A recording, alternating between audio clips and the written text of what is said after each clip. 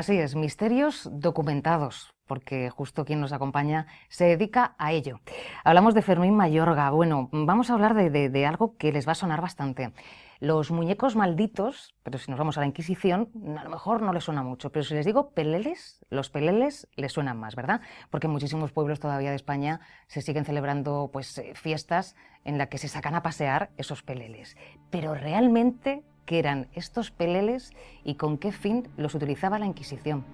Fermín, cuéntanos. La Inquisición fue un tribunal que en el año 1487 se crea en España precisamente para depurar todas las herejías que en ese momento pues circulaban por toda la piel de toro. Hablamos del judaísmo, hablamos del mundo de los moriscos, de la brujería, de la sodomía, en definitiva todo aquello que no iba por la senda del crucificado. Por lo tanto, digamos que su misión, la de ese santo tribunal, entre comillas, era la de dinamitar todo ese tipo de pensamientos y de actuaciones para que el país, en definitiva, siguiese la senda del crucificado y no una senda completamente diferente. De ahí que la misión de la Inquisición, este arma de los reyes católicos, precisamente para intentar que esto no se llevase no se siguiese a flote con el tema, por ejemplo, de las ideologías que hemos comentado, era poner manos a la obra. Y precisamente el mundo de los peleles, que es uno de esos mundos desconocidos y uno de los grandes secretos de la Inquisición, consistían precisamente en hacer un muñeco de cartón, es decir, un pelele hecho con papel de estraza en la mayoría de los casos, que se hacía sobre todo para aquellas personas que no habían soportado una determinada tortura y quizás pues por la fortaleza física de la misma hizo que pereciera en el potro de la Inquisición e inclusive pues en torturas como la tortura de la toca, donde al reo le ponían una gasa en la boca, le metían un embudo, empezaban a echarle agua destilada y a veces si no hacías cantar la gallina, es decir, si no hablabas, lógicamente perecías en el potro echado. Pero claro, ¿qué ocurría con las personas que morían bajo tortura? El cadáver no se lo entregaban a la familia. La Inquisición tenía un cementerio particular, una esterquera, nunca mejor dicho, porque para la Inquisición esta gente que moría bajo tortura eran gente sin alma, ya que no le dio tiempo a reconciliarse con la Iglesia Católica y como tal no pudo pedir perdón y era un hereje en potencia. Pues la Inquisición lo enterraba en esa esterquera, le ponía un letrerito con el nombre del fallecido y sobre todo con la herejía que había cometido, judaísmo, islam, sodomía, etc. Y el día que se iba a celebrar el auto de fe, donde se supone que en la plaza central, bien de Madrid, en este caso en la Plaza Mayor, en Valladolid, en Llerena, etcétera, etcétera, donde se montaba el escenario, cuando los reos vivos iban a salir de las cárceles secretas de la Inquisición, que como muy bien indica la palabra, esas cárceles secretas eran cárceles ocultas, apabellonadas, donde los reos estaban atados a argollas, en la mayoría de los casos, una vez que a los reos, pues ya se les habían vestido con el atuendo difamatorio que la Inquisición le ponía a estos, y que no es ni más ni menos que el famoso traje de nazareno que vemos en la Semana Santa, es un traje de penitente, de penitenciado, era el traje que la Inquisición le ponía a los reos, con el capirote al que le llamaban coroza y el hábito. La única diferencia es que el reo que iba a ser quemado en la hoguera, por ejemplo, pues llevaría una cruz roja de San Andrés en el pecho y otra en la espalda, y en dicho hábito llevaría llamas que podían ir hacia arriba. Eso significaba, y la gente que presenciaba el auto de fe distinguía perfectamente todos esos símbolos, las llamas que iban hacia arriba nos estaban indicando que esa persona viva, en este caso que las llevaba, iba a perecer en las piras de la Inquisición. Sin embargo, si las llevabas hacia abajo, es que en el último momento habías pedido perdón por todo lo que habías desarrollado y la Inquisición te iba a perdonar de ser quemado vivo, pero no te iba a perdonar la vida, ibas a morir, pero ibas a morir a garrote vil. Y por esa razón la familia, tu familia en este caso, podía dar misas por tu alma, con lo cual digamos que se te había regenerado cristianamente dentro de la comunidad cristiana, pero tu vida se te había hecho desaparecer, ¿no? Pero esta persona que había muerto bajo tortura y que se encontraba enterrada en esa esterquera, en el momento en que los reos vivos iban a salir, la Inquisición desenterraba el cadáver, estuviese como estuviese. Había veces que daba incluso 2 y 3 meses y lo ponían en posición supina, sentado sobre un borrico, en unos serones, metido con la horquilla del hereje que le ponían en el cuello para que la cabeza del fallecido estuviese bien visible ante los ojos de la gente, porque nunca nos olvidemos que a través del terror, a través de este tipo de actos, fue como se dogmatizó la mente de los españoles. ¿Y entonces qué fin es el que se perseguía con este muñeco? Bueno, pues a esta persona que había sido desenterrada se le hacía ese muñeco de cartón, se le ponía el San Benito correspondiente, y ese traje difamatorio que se le ponían a los reos vivos, el capirote y el hábito con la cruz roja de San Andrés, se le ponía el letrerito en el pecho con el nombre y apellido del reo que había fallecido bajo tortura y la herejía que había cometido, y ese muñeco acompañaría en todo el desfile procesional a los huesos del difunto o al difunto estuviese como estuviese. La gente que visualizaba ese pelele, ese muñeco, ya sabía que era la representación de la persona que estaba en huesos o de 2 o 3 meses sentada, como hemos dicho, en posición supina y con su horquilla del hereje en el asno. Y a partir de ahí, cuando llegaban a la plaza donde estaba el escenario, donde estaba el cadalso, una vez que los reos vivos habían subido y ya se le había leído su sentencia, los últimos en subir iban a ser los peleles. A veces te encontrabas números de 15, de 10 peleles que subían en función de las personas que habían fallecido bajo tortura, y también para los fugitivos, porque mucha gente que huía de la Inquisición precisamente se refugiaba en otros países cercanos a España, a Portugal, muchísima gente, y la zona norte de España muchos huían a Francia, pero como la Inquisición portuguesa se carteaba con la española, a veces los cogían en territorio portugués y la Inquisición portuguesa era la que se iba a encargar de dinamitarlos y en este caso, bueno, de ejecutarlos, ¿no? Pero en este caso el pelele escucharía la sentencia en el escenario, en el cadalso, leída por un inquisidor, que iba a ser la de ser quemado en la hoguera, tanto el pelele como los huesos del difunto que habían sido desenterrados o el cadáver estuviese como estuviese. Todos los reos vivos que iban a ser quemados en la hoguera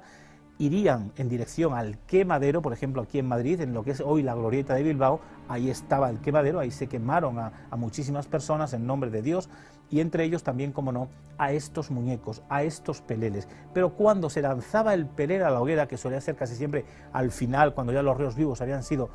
achicharrados, chamuscados por las brasas de la Inquisición, al final se lanzaba el pelele y tras él los huesos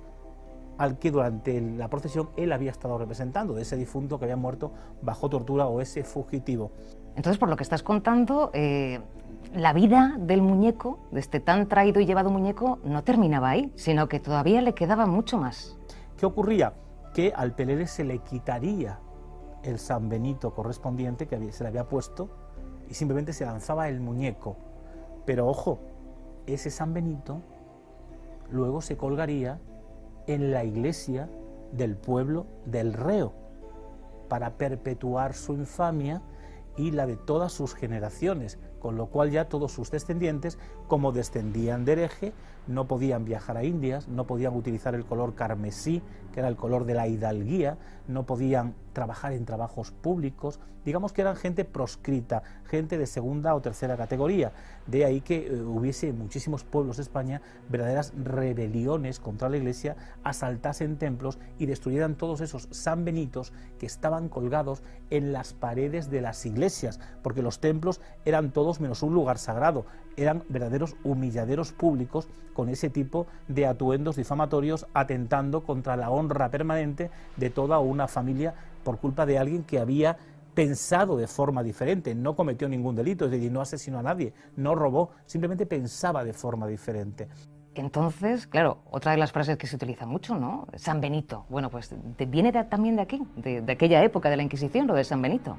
De ahí viene la famosa frase que a veces decimos en tono coloquial de te colgaron el San Benito, porque se colgaba en las iglesias, en las paredes de las iglesias. Inicialmente se colgaba el traje del reo y luego ya a posteriori, a partir de 1700, pues como prácticamente quedaban empapeladas de San Benito las iglesias, lo que hacían eran mantetas, eran especie de paños cuadrados donde se le pintaba una cabeza con un señor de barbas, con 2 tibias debajo de la misma, y debajo de esas tibias el nombre, apellido del reo, la herejía que había cometido y el año en que fue de alguna forma, bueno, pues sentenciado a ser quemado junto al pelele. De ahí que hoy en día en muchísimos lugares de España, precisamente, bueno, pues veamos esa quema de muñecos, de peleles, que la gente no la relaciona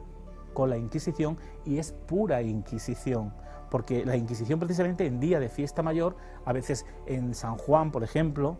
que suele ser un día muy mítico, bueno, o en otros días de fiesta, en carnavales, solían hacer este tipo de actos en los pueblos para recordar la mala imagen de aquel que había cometido la herejía, y este ejemplo servía como catequesis para que el resto de vecinos no cayesen en los mismos errores que había caído aquel.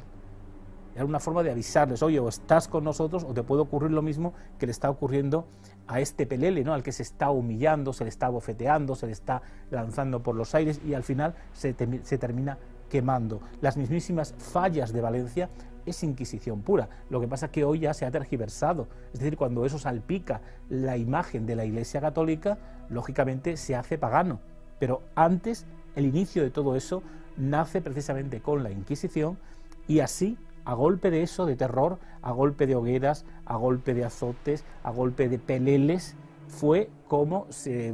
llevó al país y se recondujo al país por la senda del crucificado. Recordemos que España para nada antes era cristiana, era completamente islámica. Al-Ándalus prácticamente era todo el territorio, fueron 8 siglos de Islam. Y claro, cuando llega la reconquista de ese terreno por parte de las órdenes militares, se encuentran con una sociedad que está islamizada. Es decir, aquí en Madrid, por ejemplo, o en otras ciudades españolas, se circuncidaba a los niños, se guardaba el viernes y no el domingo, se celebraba el Ramadán, etcétera, etcétera. Cuando llega la Reconquista, estos templarios, por ejemplo, la Orden de Calatrava, la Orden de Santiago, se encuentran con esa realidad. ¿Cómo cambias tú la mentalidad de esos españoles del momento para atraerlos al cristianismo? No por una buena predicación, las predicaciones no convencen a la gente, a través del terror.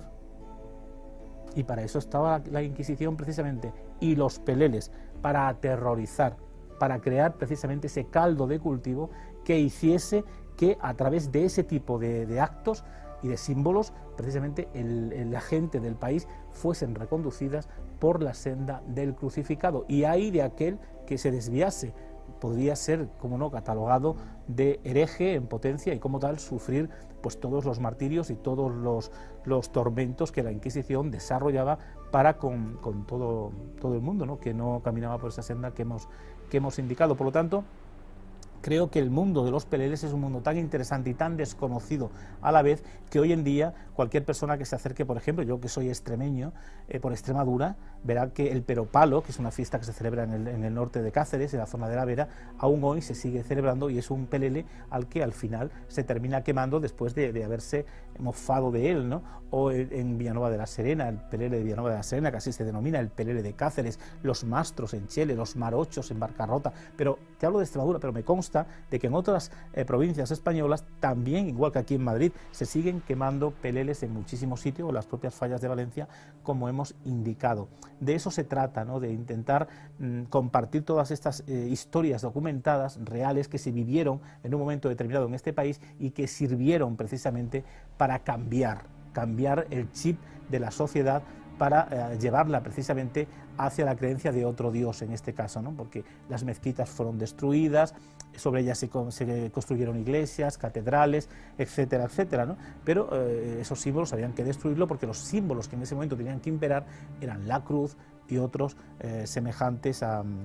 este adoctrinamiento que se iba a iniciar por parte del cristianismo. Por lo tanto, el mundo de los peleles me parece que es un mundo muy interesante, muy misterioso, por lo que tiene de historia real documentada, de grandes tragedias que se vivieron aquí en este país y en todos los países católicos donde había Inquisición y donde el pelele figuraba, porque la Carta Magna de la Inquisición era igual tanto para España como para Portugal, para Francia, para Italia, es decir, aquellos países donde la Inquisición estaba establecida. Pues Fermín, la verdad que nos dejas a todos boquiabiertos, sobre todo qué bien documentado estás, la verdad que es impresionante el trabajo de investigación que realizas, ¿no?, para llegar a contrastar todos estos datos y bueno, estoy deseando ya de que llegue el próximo programa. Ya sé que no me vas a contar nada, ni me vas a adelantar